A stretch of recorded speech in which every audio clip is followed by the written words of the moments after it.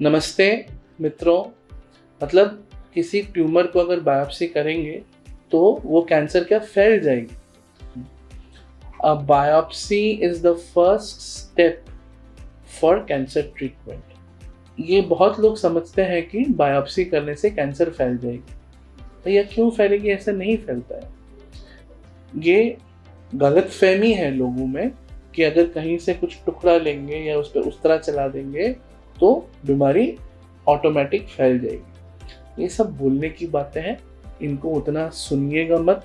इनको सुनने से भी आपका मकसद ये है दूसरे वाले को ये बताना कि नहीं, ये गलत है, ये साइंटिफिकली करेक्ट नहीं है। किसी भी ट्यूमर में अगर ट्रीटमेंट चालू करना है तो पहले बायोप्सी करना पड़ेगा, ये देखने के लिए कि उसमें किस प्रकार का कैंसर है।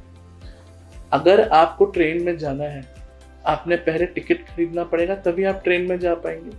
सेम वे में अगर आपको कैंसर का ट्रीटमेंट चालू करना है, आपको पहले बायोप्सी करना है, ये देखना है कि क्या कैंसर है, तभी जाके ठीक ट्रीटमेंट चालू होगा। और एक चीज आजकल हम लोग सुनते हैं कि थायराइड की सर्जरी के बाद आवाज बैठ जाएगी, आदमी बोल ही नहीं पाएगा। लेकिन ये भी अफवाह है। ये क्यों अफवाह फैली? क्योंकि शुरू में 1800-1900 एकदम स्टार्टिंग में जब थायराइड के ऑपरेशन होता था तो आवाज बैठ जाता था। ये क्यों होता था?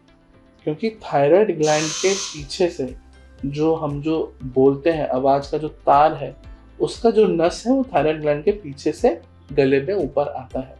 और थायराइड के ऑपरेशन में उस नस के ऊपर से ही ग्लैंड को हटाना पड़ता है।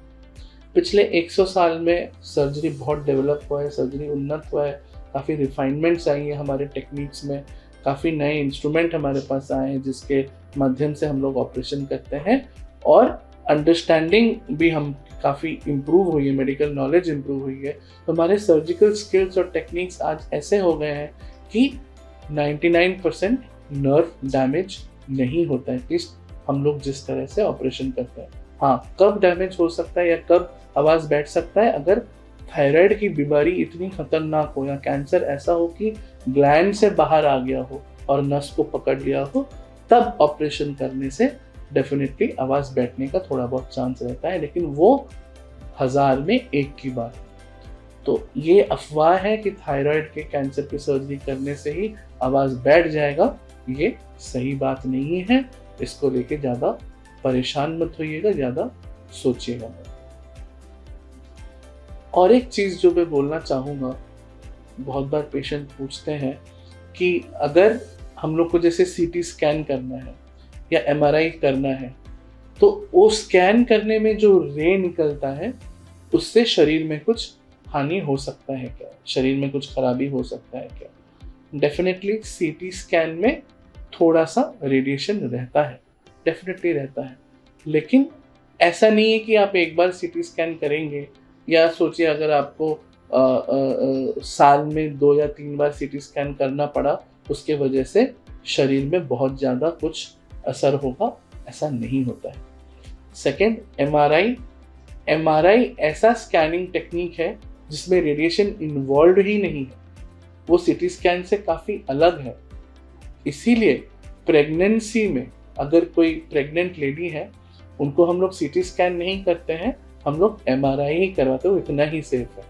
तो सीटी स्कैन या एमआरआई या फिर आजकल के जो नए जो मॉलिक्यूलर स्कैन या पेट स्कैन्स आए हैं, इनकी वजह से शरीर को कुछ हानि नहीं पहुंचती, इनकी वजह से शरीर में कोई साइड इफेक्ट ऐसा नहीं होता है।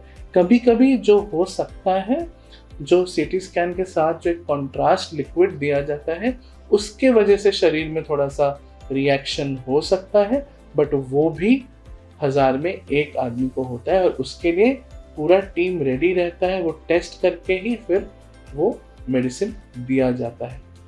तो ये भी अफवाह है कि अगर स्कैन करेंगे तो स्कैन करने से शरीर में कुछ हानि हो सकता है, इसको लेके टेंशन नहीं लें।